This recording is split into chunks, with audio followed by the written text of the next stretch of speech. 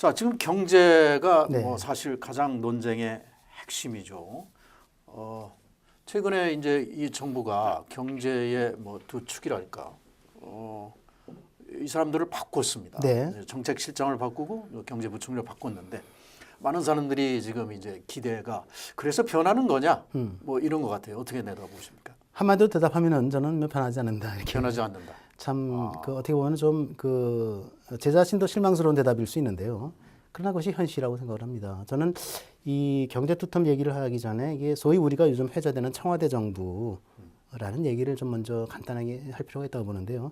뭐 잘 아시겠지만은 청와대라고 하는 건 사실은 무슨 헌법 조직도 아니고 이게 임의 기관이지 않습니까? 네. 대통령의 국정 운영을 원활하게 하기 위해서 국정 운영을 돕는 그러한 기관으로서의 청와대가 존재하는 거고 대통령령으로서 그 안에 무슨 뭐 수석을 몇 군데 둔다 정책실장을 둬라 마라 이런 얘기는 없는 거죠. 네.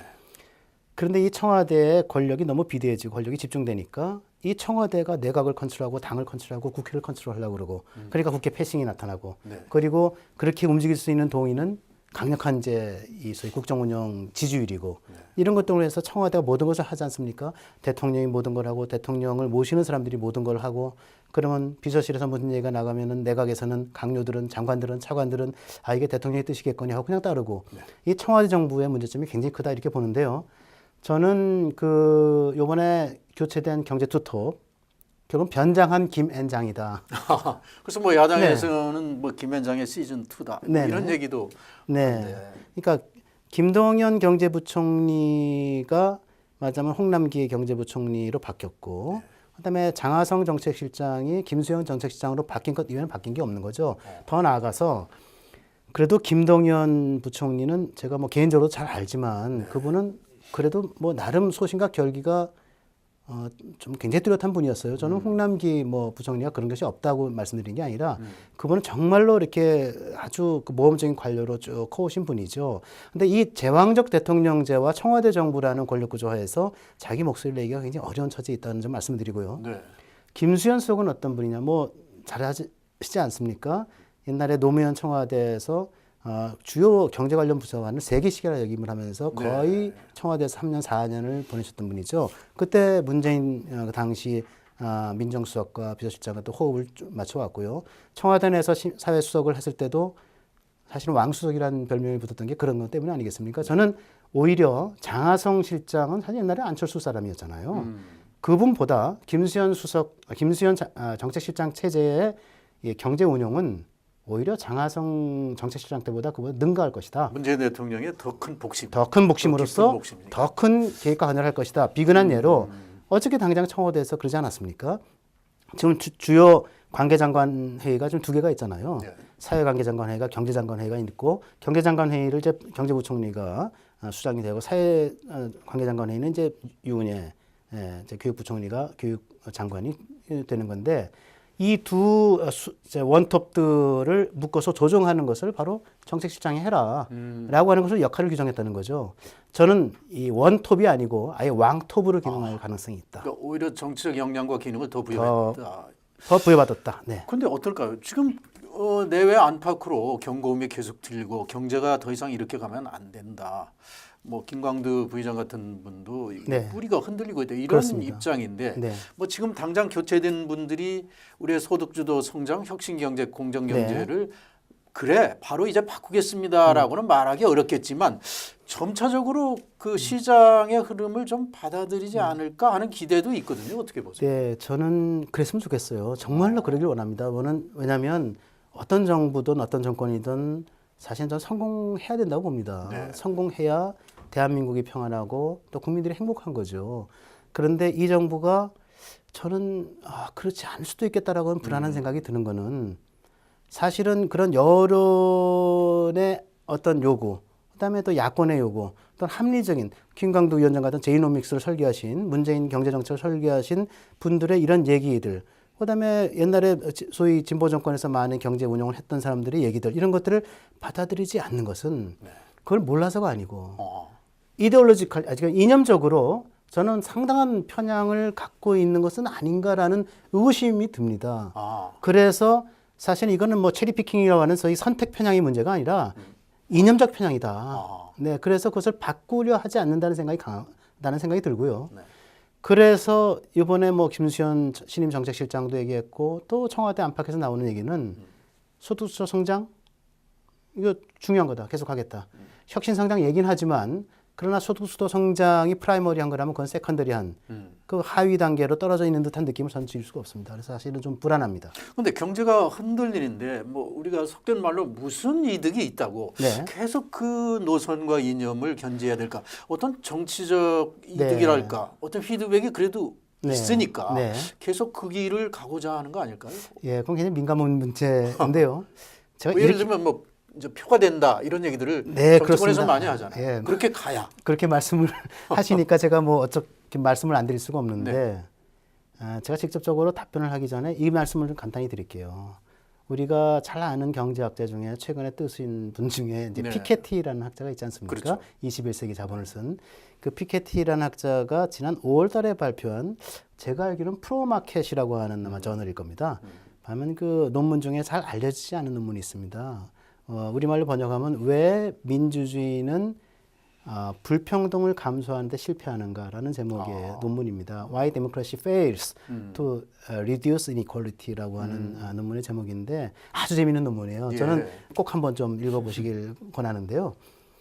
거기에 부제가 딸려 있어요. Blame the Brahmin Left라는 부제가 따로 있습니다. 브라민 레프트라고 하는 건데 우리가 브라만이라고도 하고 브라민이라고도 하는데 인도 카스트에서 나온 최상류 네. 집단이죠. 우리 식으로 하면 강남좌파를 비난한다라는 부제입니다. Blame the Brahmin Left인데 거기에 논지가 뭐냐면 이제 소위 그 사회 엘리트 계급을 이제 지적인 엘리트, 즉 인텔렉츄얼 엘리트와 그다음에 비즈니스 엘리트로 나누고요. 비즈니스 엘리트에서 소위 상인 우파가 형성된다고 얘기하고 있고요.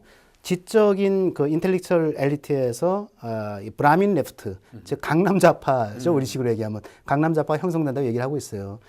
그런데 우파 정권은 1%를 위한 정권이었다고 뭐 많이들 얘기하지 않습니까? 여기도 그런 논리가 나옵니다. 네. 그런데 소위 99%를 위해서 일하겠다고 하는 정권은 알고 보니까 10%를 위한 정권이었다. 네. 그래서 사실은 10%를 위한 정권이 1%를 위한 정권이 너 못했다라고 비난할 수 있느냐? 네가 먼저 비난받아야 된다. 이런 취지의 논문인 거죠. 저는 이 10%를 위한 정권이 결과적으로 문재인 정부가 추진하는 정책이 결과적으로 저는 정책은 성과, 즉 퍼포먼스로 보기 때문에 성과로 얘기해야 된다 봅니다. 그런데 문재인 정부가 추진하는 모든 정책이 조직화된 민노총을 포함해서 사실은 이 정부를 탄생시키는 데 도움이 됐던 그런 강력한 지지 기반을 의식한 정책을 하기 때문에 사실은 그것이 90%보다는 10%에게 이익이 돌아가는 정치가 되고 그리고 그들로부터 또한 표를 확보해서 다음 정권 재창출의 기반을 삼는 이런 것들로 나아가는 거 아닌가라는 우려가 있습니다. 네.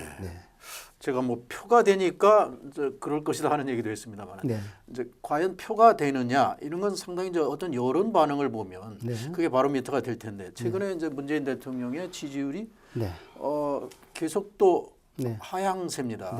이거는 경제 때문일까요? 어떻게 분석해야 됩니까? 저는 뭐 표라고 하는 건 먹고 사는 데서 나온다라고 확실하게 생각을 하고요. 그다음에 국정 운영의 지지율도 특히 마찬가지라고 생각을 합니다. 그러니까 지금 우리가 소위 삼성 착시 얘기도 하고 사실은 자동차 산업에서 위기는 굉장히 뭐 오래전부터 시작이 됐고요. 그다음에 해운 뭐 산업, 그다음에 이제 뭐 이 조선 산업 같은 데서 위기가 계속 진행되고 있지 않습니까? 삼성 반도체 같은 경우는 원래 그 지난 연말에 사이클이 디클라인 그 하강으로 갔다가 슈퍼 사이클 그래서 1년 연장돼서 올해 연말까지 간다는 건데 내년 초가 되면은 이제 그것도 끝난다는 거죠. 그렇게 되고 소득주도 성장에 따라서 이제 자영업자 그리고 이제 중소상공인이 어려워지고 이런 것들이 이제 거리로 이제 실업자들이 내몰리는 상황이 되면 더 이상 이명박근혜의 탓을 할 수가 없는 상황이 이르른다는 생각이 들거든요. 그때는 지금보다 지지율이 더 떨어질 가능성이 있습니다. 뭐 저는 그것이 좋다 나쁘다를 떠나가지고 정부가 이 정권이 그것을 좀 그 시그널을 확실하게 좀 깨달아야 된다고 보거든요. 역시 표는 경제, 즉 먹고 사는 데서 나온다. 먹고 사는 것을 잘하기 위해서는 지금 소득주도 성장이라고 하는 걸 잠시 좀 후순위로 하고 기업이 경제를 살린다라고 하는 거, 기업이 우선이라고 하는 것은 민간의 창의와 기업의 자유라고 하는 게 더 앞서야 된다고 하는 관념을 확실하게 가져야 되겠다. 저는 그렇게 생각합니다. 지금 이제 문재인 대통령 취임사에서 얘기했던 기회는 평등할 것이고 과정은 공정할 것이고 그리고 네. 결과는 정의로울 것이다. 네. 이런 얘기를 드렸을 때 모든 국민들이 진짜 이 감동을 받았습니다. 네. 근데 지금 이제 집권 1년 반이 지났습니다. 네.